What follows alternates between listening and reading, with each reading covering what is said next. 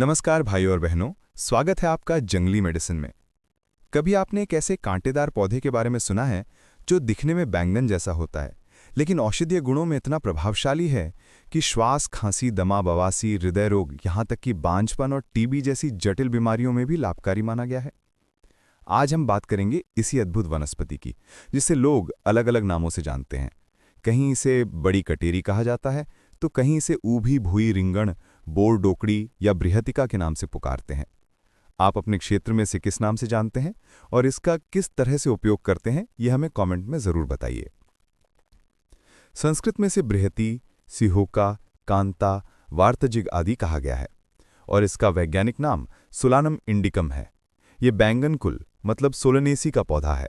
इसका आकार बैंगन की तरह होता है, लेकिन इसके फल गोल गोल छोटे कांटेदार होते हैं। सफ़ेद फूलों वाली इसकी एक विशेष जाति श्वेत बृहति कहलाती है। आयुर्वेद के अनुसार इसमें कटु, तीखा और तिक्त रस, उष्ण वीर्य, कटु विपाक होता है। यह लघु, रूक्ष और तीक्ष्ण गुण वाली है। इसका प्रभाव कफ वात हर होता है और पित्त को हल्का सा बढ़ा सकती है। चरक संहिता में इसे दशमूल समूह में शामिल किया गया है। सुश्रुत संहिता, वाग्भट संहिता और योग रत्नाकर में भी इसे ज्वर, श्वास, खांसी, कृमि, कुष्ठ, शोथ, हृदय रोग, बवासीर, मूत्र विकार, वायु विकार, दमा और स्त्रियों की प्रसवोत्तर समस्याओं में उपयोगी बताया गया है। आधुनिक शोध बताते हैं कि इसमें antibacterial, anti inflammatory, bronchodilator, antioxidant और इम्यूनोमॉड्यूलेटरी गुण पाए जाते हैं। इस पर टीबी और श्वसन तंत्र के संक्रमणों में भी सकारात्मक असर दर्शाने वाले कई अध्ययन प्रकाशित हुए हैं। इसके प्रमुख औषधीय प्रयोग इस प्रकार हैं। सूखे फलों का चूर्ण 1 से 2 ग्राम दिन में 2 बार शहद या गुनगुने पानी के साथ लेने से खांसी, दमा और कफ संबंधी विकारों में लाभ होता है। इसकी जड़ का चूर्ण बहुत तीव्र होता है, इसलिए बड़ों के लिए अधिकतम 1 ग्राम तक और कमजोर पाचन वाले लोगों के लिए मात्र 100 से 500 मिलीग्राम ही पर्याप्त होता है। बुखार में इसकी जड़ व गिलोय बराबर मात्रा में लेकर काढ़ा बनाएं और 10 से 20 मिलीलीटर सुबह शाम दें। इससे पसीना आकर ताप कम होता है और खांसी नज़ला भी शांत होता है।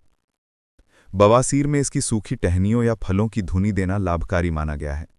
स्त्रियों में बार बार गर्भपात हो जाने की स्थिति में इसकी जड़ और पीपल की जड़ को भैंस के दूध में उबालकर कुछ दिनों तक पिलाने से लाभ देखा गया है।